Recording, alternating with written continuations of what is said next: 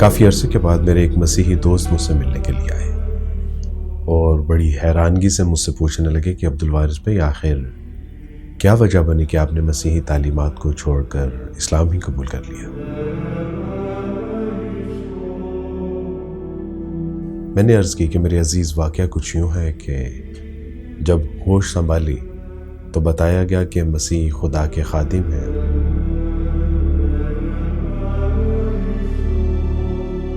اور پھر کان میں یہ بات پڑی کہ وہ خدا تعالیٰ کے بیٹے ہیں، اور ساتھ ہی یہ بھی بتا دیا گیا کہ وہ محض خدا تعالیٰ کے بیٹے نہیں بلکہ اس کا جز بھی ہیں۔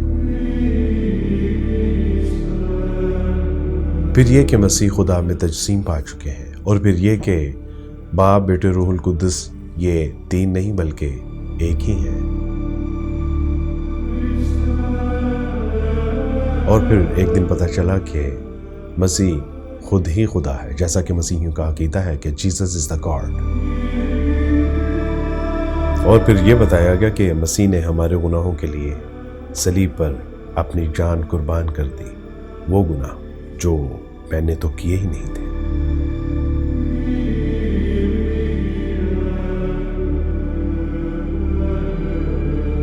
مسیح علیہ السلام سے متعلق اتنا دقیق اور الجھا ہوا عقیدہ تصور میں نہیں آتا کہ یہ سب کیا ہے۔ یعنی ایک وقت میں اتنی صفات، وہ خادم بھی ہے، وہ بیٹا بھی ہے، وہ جزء ثلاثہ بھی ہے، اور اس کے ساتھ ساتھ وہ انسان بھی ہے اور خدا بھی ہے، اور خدا ہونے کے ساتھ وہ صلیب پر قربان کر دیا جاتا ہے۔ میں آپ سے سچ کہتا ہوں کہ ان باتوں پر ایمان لانا یا یقین کرنا میرے لیے نہایت مشکل تھا۔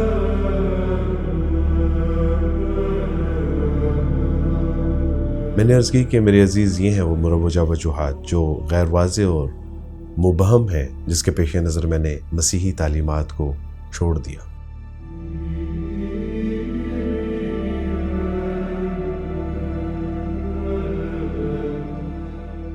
میں سمجھتا ہوں کہ پوری مسیحی قوم کے اوپر اسلام کا یہ احسان ہے کہ مسیح علیہ السلام کا ایک ویسا نقشہ پیش کیا اسلام نے کہ جیسا حقیقت میں مسیح علیہ السلام تھے۔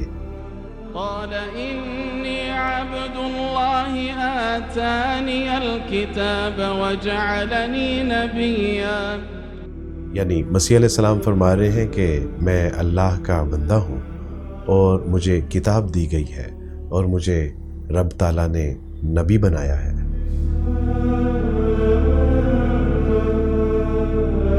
اور ایک دوسرے مقام پر مسیح علیہ السلام کا ارشاد نقل کیا گیا ہے، وَإِنَّ اللَّهَ رَبِّي وَرَبُّكُمْ فَاعْبُدُوهُ هَذَا صِرَاطٌ مُسْتَقِيمٌ۔ بے شک میرا اور تمہارا رب اللہ ہی ہے، بس اسی کی عبادت کرو اور یہی سیدھا راستہ ہے۔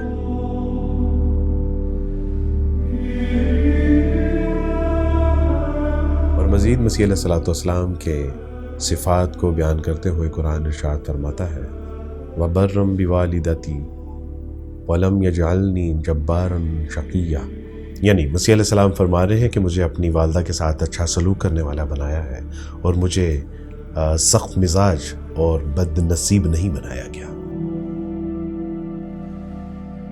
مزید مسیح کے کفارہ صلیب کے بارے میں قرآن ارشاد فرماتا ہے کہ وَمَا قَتَلُوهُ وَمَا صَلَبُوهُ وَلَكِنْ شُبِّهَ لَهُمْ، یعنی مسیح علیہ السلام کو نہ تو قتل کیا گیا اور نہ ہی ان کو صلیب دی گئی، بلکہ ان کا معاملہ مشتبہ کر دیا گیا۔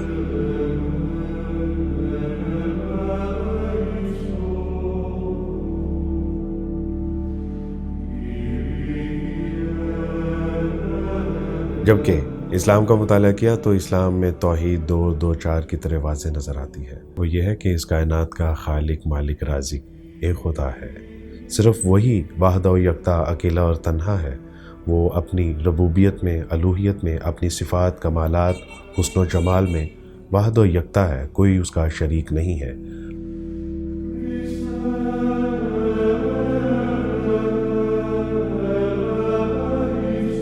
جس کے بارے میں مسیح علیہ السلام فرماتے ہیں کہ خداوند تیرا خدا ایک ہی خدا ہے جس کو اپنے پورے دل، اپنی پوری جان اور اپنی پوری طاقت کے ساتھ محبت رکھو۔ Not even the angels in heaven, or the Son, but only the Father. Be on guard. Be alert. مزید اسلام ایک مکمل ضابطۂ حیات ہے جو نہ صرف دنیا بلکہ آخرت کی کامیابی اور کامرانی کی بھی ضمانت دیتا ہے۔